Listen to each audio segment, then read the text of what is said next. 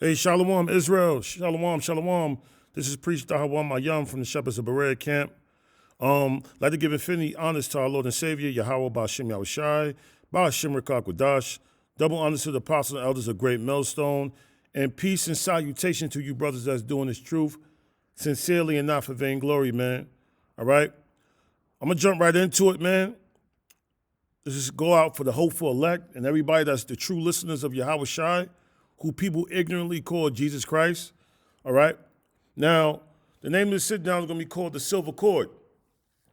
And it talks about the silver cord in Ecclesiastes 12 and 6. Okay? Now, it says, I'm going to read in the NOT. It says, yes, remember your Creator now while you are young. Right? And brothers within the Shepherds of Berea camp, the camp that I'm a part of, did a powerful video about being in your second childhood, all right? And it's funny because it picks up in verse 6, it says, remember your Creator now while you're young, before the silver cord of life snaps and the golden bowl is broken, man, all right? The silver cord, all right? And I found a beautiful, beautiful illustration. Check this out. It says, as the umbilical cord connects an unborn baby to the placenta, so does the silver cord connects our body with our spirit. So basically the silver cord that you got is similar to the umbilical cord that you had when you was in your mother's stomach, which fed you. Now your silver cord is able to allow your spirit to dwell in your body, to have that connection. You can also read about that when Paul talks about he had two things worn in his members. He was talking about his flesh and his spirit, okay? That silver cord is what allows your spirit to dwell in your body, man. And it says before the silver cord of life snaps and the golden bowl is broken, man.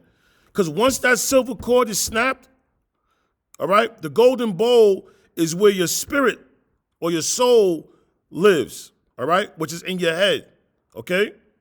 It said once that thing departs, once that silver cord is cut, see, you know what's going to happen to you? You die. It's the same thing. Like when it says right here, it says don't wait until the water jar is smashed at the spring and the pulley is broken at the well. You see that? So the water jar is also another example of where your spirit or your soul lives, man. But once that cord is snapped, it's a wrap. It's over for you, man. It says, for then the dust will return to the earth and the spirit will return to God who gave it, the spirit of the soul, all right? So this cord, it allows energy to be put in to the body, if that makes sense, all right? So I'm going to finish reading this. It says, when the umbilical cord is cut, we are born in this realm, meaning earth. See? Once you cut this cord right here, you are born into this realm, meaning your spirit is now about to have a human experience. Because we are all spirits or souls having a human experience. Let that sink in. It says when the silver cord is cut, right? It says what? We die and be reborn in another realm. And that's why it says, for then the dust will return to the earth and the spirit will return to God who gave it. So that's heavy because, you know, this illustration really hit me, man. It really hit me in my spirit, man, you know? Now you might say, why silver, right? Silver is the best heat conductor, all right? Now, our spirits are flames of fire, all right? Your spirit is actually a fire, is pure energy, okay? But silver is the best heat conductor because it contains the most free electrons in its outer shell, which aids in heat transfer. You see that? It says copper is well known for its ability to carry electricity and heat after silver. All right, so silver is the best heat conductor, man. All right? So that's powerful, man. You know? You people walking around don't even know what this is about. Now I'm going to read it in the King James. It talks about, it says, or even the silver cord be loose, or the golden bowl be broken, or the pitcher be broken at the fountain, or the wheel broken at the cistern. When you go in the NOT, it says before the silver cord of life snaps and the gold bowl is broken, right? That's where the spirit or the soul lives. Don't wait until the water jar smash, right? And the spring and the pulley is broken at the well, right? Because, see, this is the spring and the pulley right here, all right? You put the rope here, all right, and it's able to fetch the water. See? This is a good example right here. It's able to fetch the water. But if this pulley breaks, it's over, all right? So if this cord snaps, the pulley can't operate. So the body will not be able to operate. You see that? See that? When the pulley is broken at the well, it's not going to be able to operate. That's what that's saying. Without the spirit, the body cannot exist. Okay? Understand that. Now back to where the seat of the soul is at. Now, I don't want to get pootie tang on you, but it says the pineal for millennia has been a structured mystery, all right? In Egyptian culture, the eye of Horus was sign of prosperity and protection, often referred as the third eye. And you hear a lot of jakes talk about the third eye, the chakra. You know, everybody know where the soul dwells, okay? Let me see if I can go down a little bit more real quick. Why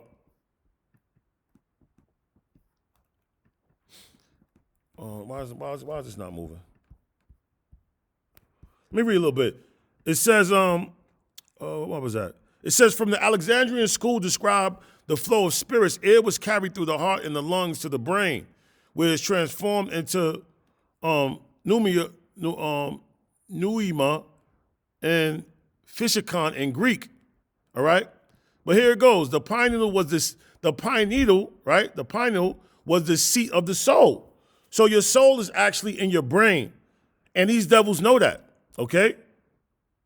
It says the small gland, which is the principal seat of the soul, is suspended with cavities containing these spirits so that it can be moved by them, right? So pretty much your soul is what controls your decision making, right? All right? So you got your body, your soul, and then, the Holy Spirit if you're lucky to get it, Now check this out. You notice too, like this is an athlete, all right?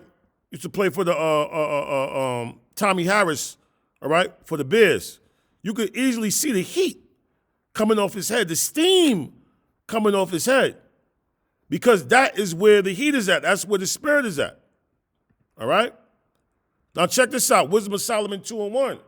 It says, for the ungodly said reasoning within himself, but not aright. So the wicked, this is what they know of these things, but they're not right.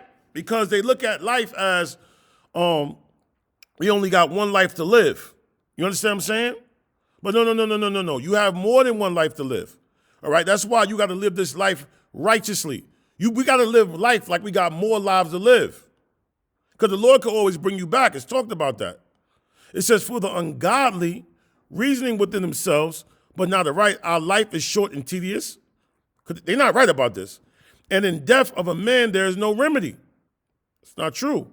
It's like you die and you just, go into the air and never come back. It says, neither was there any man known to have returned from the grave. That's not true. All right? When you read about Elijah and John the Baptist, that's a key thing. That's a key example of somebody that lived and came back again. Elijah, you can find him in the Old Testament. And then you can find him in the New Testament when he became John the Baptist. It says, for we are born at all adventure. We shall be hereafter as though we had never been. For the breath in our nostrils is as smoke and a little spark in the moving of our heart. Your heart is like giving those sparks. It makes it operate. Which being extinguished, you see? Remember that smoke that was coming off that brother's head? being extinguished, right? It says what? Our body shall be turned into ashes, because when you die, your body goes back to the dirt, all right? Like I tell you, when we read that in Ecclesiastes 12:7, then shall the dust return to the earth as it was, and the spirit shall return unto God who gave it. You see that? It says, verse 3, Wisdom of Solomon 2 and 3, which being extinguished, meaning put out, that fire being put out, which let you know what's in you is a fire. Our body shall be turned into ashes, and our spirit shall vanish as the soft air. But it don't vanish back in the soft air. It goes back to Yahweh B'Shem Yahushua. We read that. And our name shall be forgotten in time. No, it won't. And no man shall have our works in remembrance. That's not true. And our life shall pass away as a trace of a cloud, and shall be dispersed as a mist. See that? That is driven away with the beams of the sun and overcome with the heat thereof, man. See that? But that's not true, man. But they know that one day your spirit is going to be extinguished. You understand that? This is James 4:14 in the King James. Whereas ye know not what shall be on the morrow, for what is your life?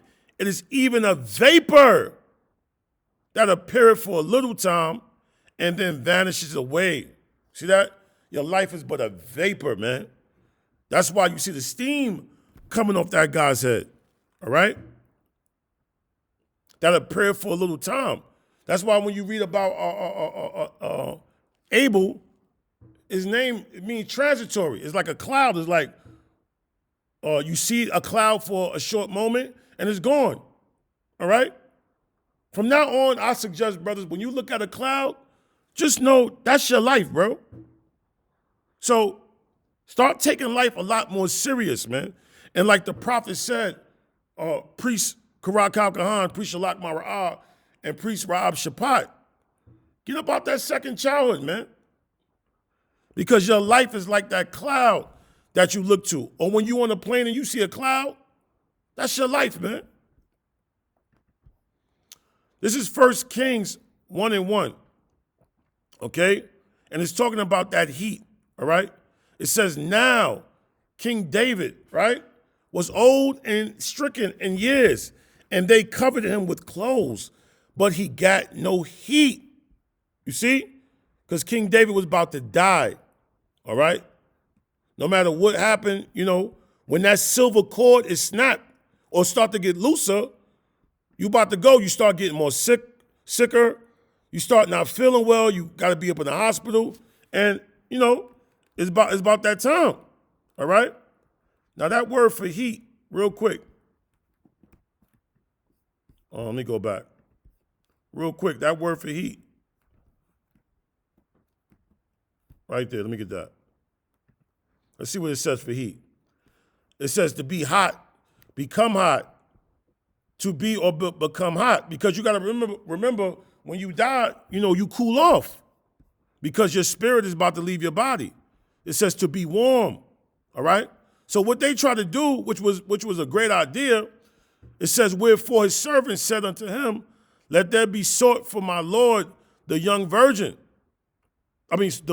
For my Lord the king, a young virgin. All right, so they went to go get a nice, fine, succulent woman that was a virgin. And it says, and let her stand before the king. What do you think, she was just standing looking at him? No, she was trying to turn him on. And let her cherish him. Now let's go see what that word means, cherish. Let's go look that word up, cherish.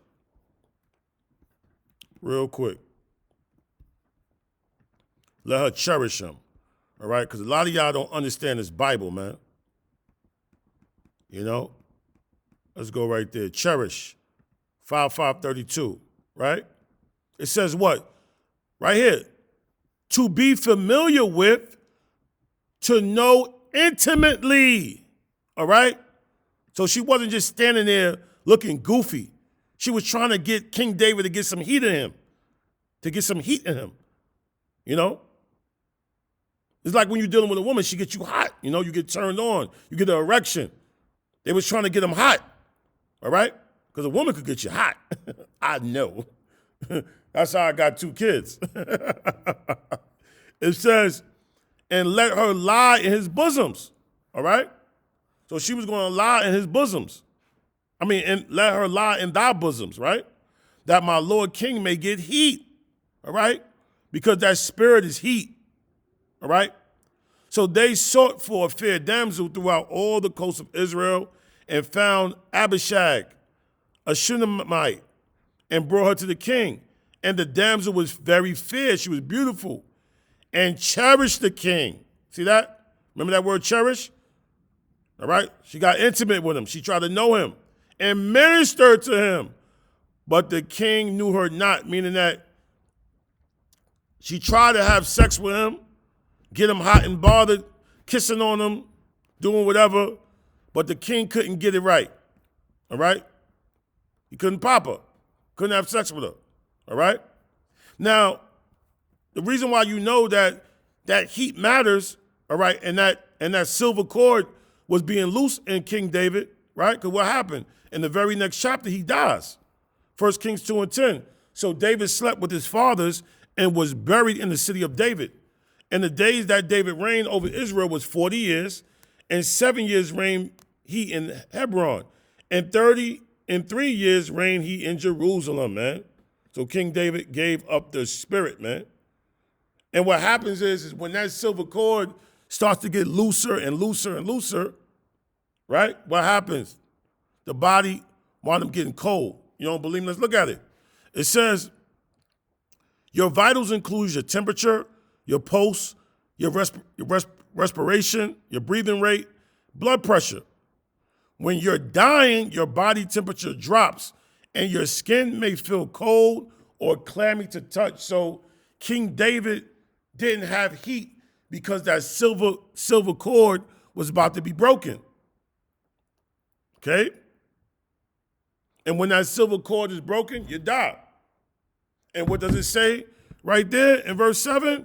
It says what? And then shall the dust return to the earth as it was, your body, and the spirit shall return unto God who gave it, man. All right? All important about that silver cord. All right? Very important. That is so important, man, to really understand the visual on that, man. Okay? Now check this video out real quick. My man on Neil deGrasse, check him out. When you die.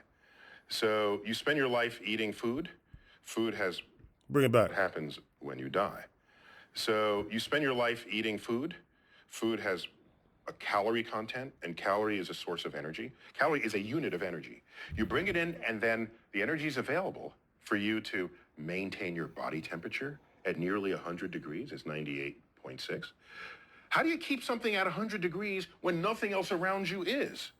You're burning energy. You heard that? How do you keep your body at almost 100 degrees when nothing around you is 100 degrees? You want to know why? Because the spirit is keeping you at 100 degrees. Really 98.6 degrees. Check that out. Saying that because biologically we need to be at that temperature to function, okay? You also need energy to walk and to move. That's why you eat food. The moment you die, what happens? You don't maintain the energy. Your temperature drops. How far does it drop? To room temperature. At a funeral, in the casket, if you touch the hand of the person in the casket, your first thought is, the body's cold. No, it's not. It's room temperature. But it's cold compared to 100 degrees. They're no longer... What happened? See that? It's cold compared to 100 degrees, which you was. Now it says, what temperature must your body keep? Your body normally keeps 98.6 degrees. One key challenge we face as humans is to maintain our internal body temperature in the range of 98.6, give or take a few degrees, man. So your body must remain at a constant temperature, all right? And it's only able to remain at that constant temperature is through the silver cord, all right? Because that spirit in you is pure fire. You get it? And remember we brought out earlier, silver is a great conductor for heat, right? Now, I thought that was powerful when I looked up Psalms 98 and 6, because it says you got to keep a 98.6 degrees for a temperature. I said, man, let me look at Psalms 98 and 6. And it says, Psalms 98 and 6, with trumpets and sounds of cornet, make a joyful noise before the Lord the King. See that? So part of you keeping your temperature at a certain degrees is making sure while you on this earth, is not to be a Twitch or TikTok star or Instagram influencer. All right?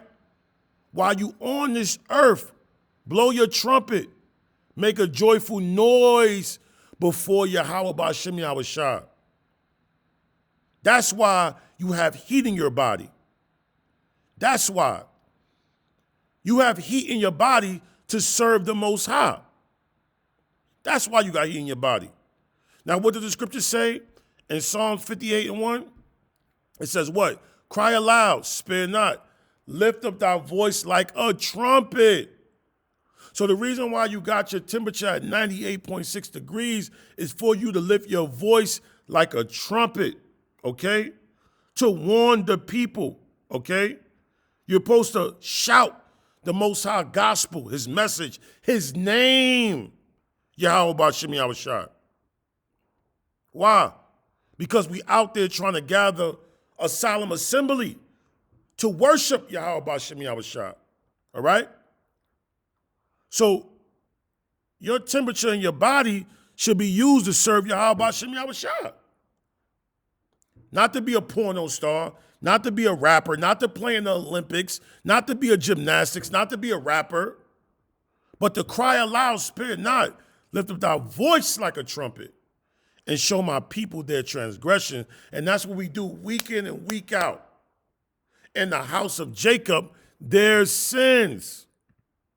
The reason why your temperature is at 98.6, Psalms 98 verse 6 talks about the trumpet. Your job on earth is to serve the Lord. This is Ecclesiastes 12 and 13, same chapter as the silver cord. Let us hear the conclusion of the whole matter, all right? What is the ending result of life? What is life all about at the end of the day, right? Why am I even alive? Why do I even have a temperature of 98.6? Why do I even got a spirit in my body? Well, the elect know why, right? And what is that, fellas? Fear God and keep his commandments, for this is the whole duty of man. That's why we here, all right? Look at that word duty. It says a moral or legal obligation, a responsibility. So you wasn't given this life to be bullshitting. Your purpose in life was to fear God. Lift up your voice like a trumpet, all right? Shout the Most High's message, all right? Gather to him a solemn assembly of men that want to worship him. Wake up the hopeful elect, all right? This is Sirach 18 and 8. It says, what are human beings? Or what use are we? The good that we do, the evil that we do, what does it all mean? What is a human being? Huh? To fear and serve the Most High. Like it tells you in Ecclesiastes, the 12th chapter. I just read that. Or what use are we? To fear the Most High and keep his commandments. See that? It says the good that we do, the evil that we do, what does it all mean? If we live 100 years, we have lived an unusually long time, man. All right? A very unusually long time, man. All right? You have now society, they're trying to live forever. They're trying to live forever. I found this article. It says frozen in time. Inside the facility preserving the dead through what? Cryonics. All right? And what is it? It says rows of stainless steel tanks filled with liquid nitrogen hold the bodies and heads of more than 170 people.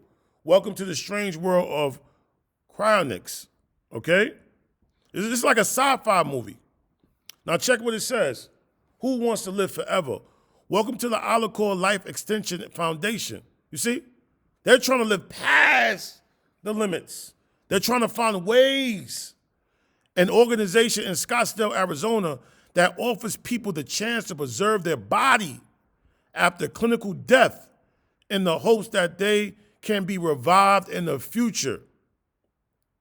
Through a mixture of medicine and mortuary practice, Alcor preserves the body and heads of the dead by slowly lowering their body temperature and storing them in giant vessels of liquid nitrogen, where they will stay for decades at negative 196 Celsius.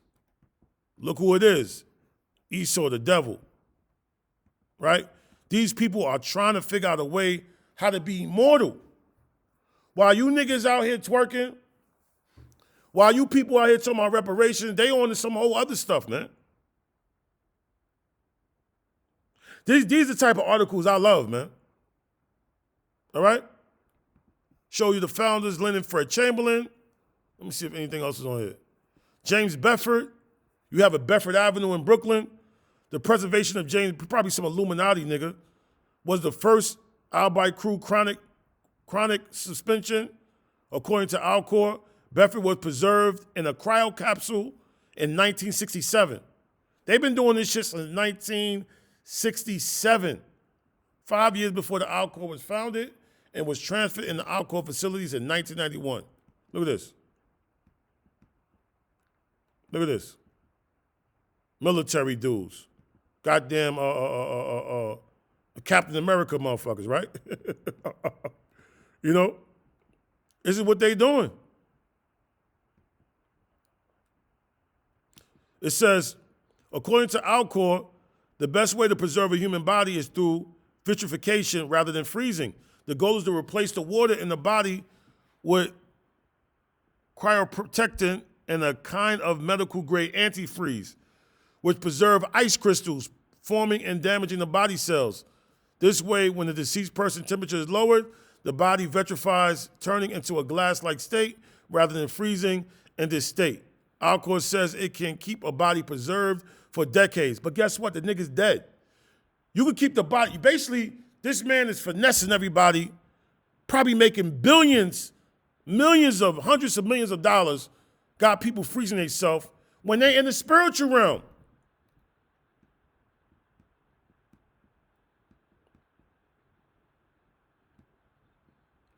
What it says?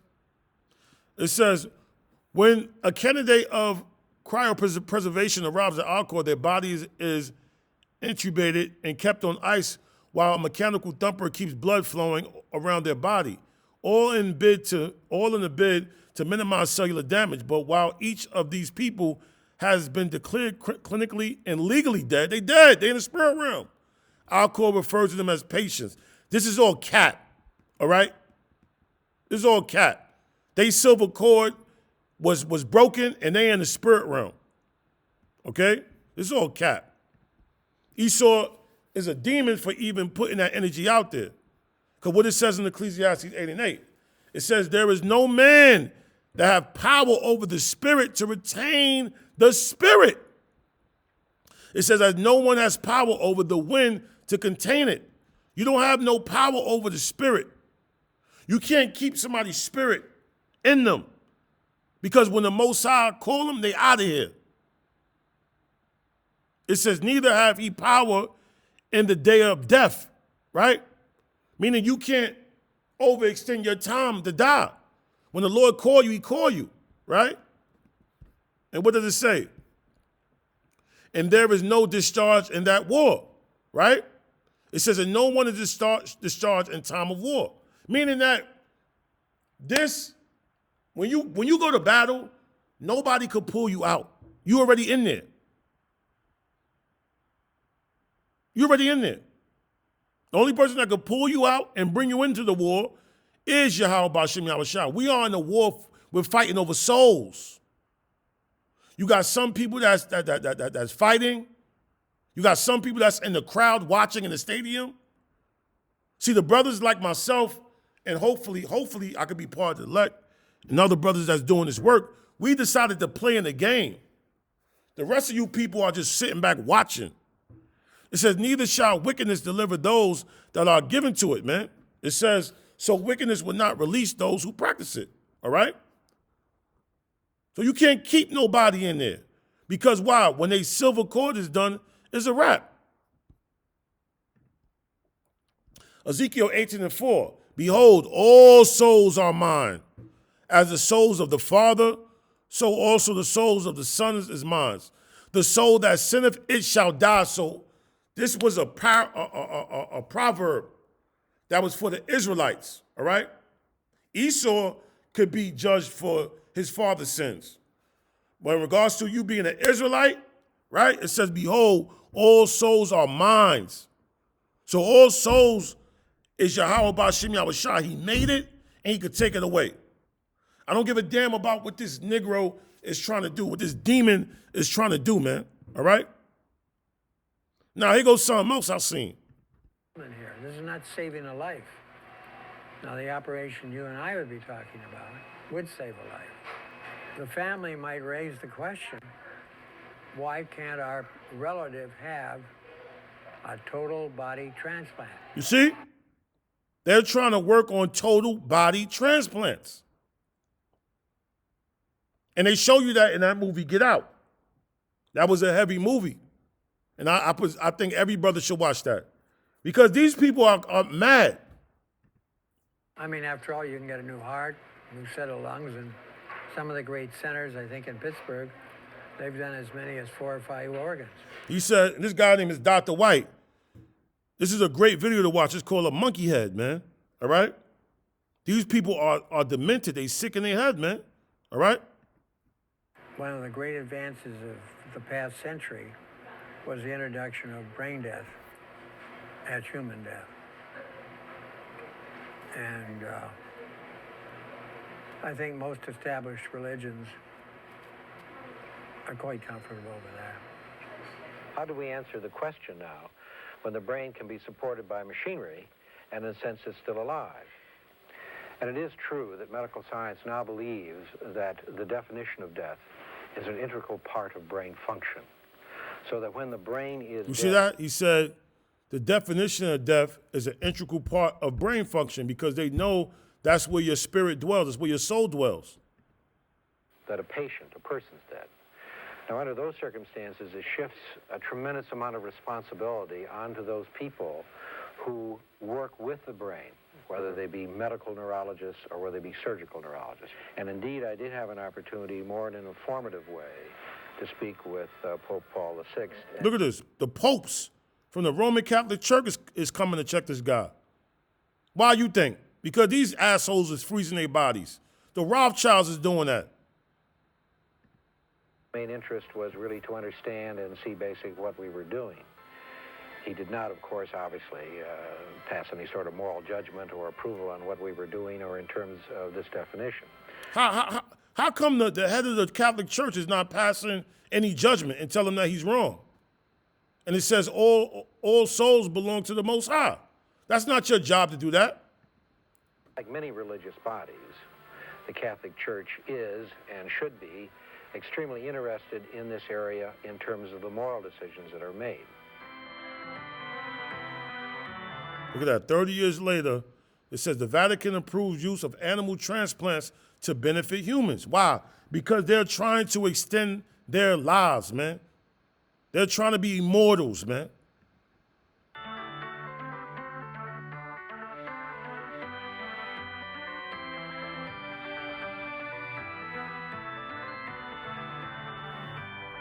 This man got Catholic Man of the Year. Catholic Man of the Year. like he played Defensive Player of the Year. Huh? These dudes work for Esau. They work for Satan, man. Paul VI I met on a number of occasions. I think I could consider him a friend. I really only knew 2 popes well, both Paul VI. The other one was John Paul II. Well, they're very much interested in medical ethics. The 2 of them that I knew had a really amazing knowledge of medicine. I know they do. They the ones that funded him. They the ones that funded him, man. And this is the last part I want to show, brothers. All right? Real quick. And so in this situation, you were looking at an A animal body supporting a B animal's brain. Because this way it could see, taste, and smell. And so even in the very first model that we were successful with, we knew and could see that this animal was responding in this way. One of the concepts that came forward in doing this operation, we're now talking about a brain transplant, or more correctly, a total body transplant for tetraplegic patients. And the idea here was, These niggas talking about a total body transplant. Huh? And who bodies you think they want? Who bodies you think they want? They want strong Israelite bodies. All right? They want to compete. you would take the diseased and crippled body, The disease and crippled body, which is these other nations, because their bodies is weak. of the quadriplegic patient, you'd remove it and replace it with that of a young, healthy, spinal cord injured patient who was brain dead. So we felt, well, the hypothermia work is there. And you're gonna pay for destroying these monkeys, man. You're gonna pay. You're gonna pay for destroying these animals, man. I mean, that's really the important thing. The first process is you put the catheters or tubes in both monkeys.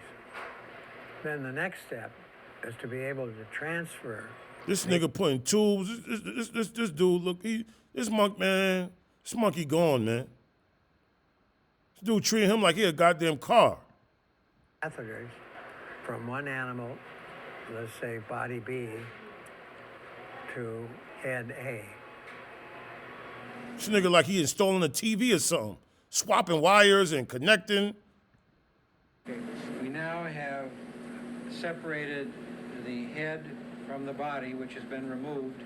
And then after you've done the transfer, you got to turn around and shorten these things. Then you've got to figure out how to get rid of these catheters and sew the vessels together. Well, if the vessels are sewed together, I think then the principal problem becomes one of rejection, tissue rejection. See that? So they trying to preserve the body, right? Transfer the body on the different heads, you know, like it's switching tires or something, you know? These people are sick and demented, man. You know, you can't control this, man. And like I said, when that silver cord is severed, all right, it says, Ecclesiastes 12:6, yes, remember your Creator now while you are young before the silver cord of life snaps and the golden bowl is broken, okay? They cause it snap. This last precept, Job 1:21, and said, naked came I out of my mother's womb, and naked shall I return thither. The Lord gave, what did he give? He gave you a spirit, all right? The Lord gave, and the Lord have taken away. Blessed be the name of the Lord, all right? So the Lord gave us a spirit, and at that time, the Lord could take away our spirit. And when he takes away our spirit, this is where we go. Verse 7, Ecclesiastes 12:7. For then the dust will return to the earth, and the spirit will return to the God who gave it, man. Amen. And you saw, this man is the devil that the Bible speaks of. He's been doing this since the 1940s, man. 50s and 60s, man. You know?